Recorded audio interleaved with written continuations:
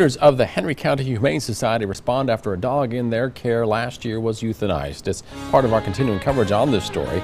A statement issued by the board's president last night details the facts in the case about Neeko, the dog. There's a timeline of Neeko's care and claims that behavioral issues and kidney failure were the reasons the dog was put down. The letter says there's no proof to support claims of critics that Neeko was fed raisins by a worker or if that caused its health problems. Current and former shelter employees and other board members dispute that. Local 4's Sean Logging joins us live in the newsroom with what Neeko's owner says about it. Sean?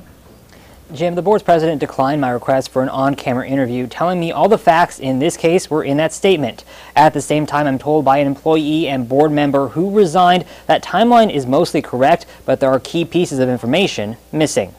It's an issue and the public deserves to know about it. In September, Stephanie Ince says Neeko came home with her from the city's pound because she wanted to save him from being put down. Very lovable, very kind, just super hyper. Ince tells Local 4 News she even told the pound she didn't know if Neeko would be able to fit in, and they gave her permission to rehome him if needed. And after more than a week, she says it became clear Neeko needed a more suitable home. The reason why I took him to the Humane Society in the first place is because of my animals, and I didn't feel like it was fair for a husky to be stuck in a kennel. Ince says she would check in on Neeko at the Kiwani Animal Shelter until she was told he was put down. Even I, from the beginning, was told not to speak on it. And that's the same message a board member, Brenda Weston, says was delivered to her. We were not to say anything about how he could have possibly have died, but that it was simply to be, he had a prior condition. That's where Ince says she started taking issue. I'm the one who made sure he had a good checkup at the vet. He was in all good health. There were no pre-existing medical conditions.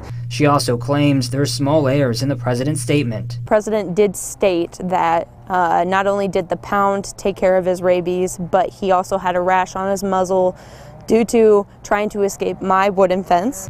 Ince showed Local 4 News records from her vet for Neeko's care, including paying for a rabies shot, and also said there was no fence up around her property at the time. And as this situation develops, Weston says right now she thinks there's only one good option to effectively run the shelter. The city just takes the building and the property away from the Humane Society. Weston and other board members in the minority of that 9-member body tell me they had no knowledge or input in that statement and were surprised when it was released. Weston also tells me she's had a confrontational relationship with the board's president. In the newsroom, Sean Logging, Local 4 News. Sean, thank you. Board member Brianne Busboom resigned from the board after that statement was released.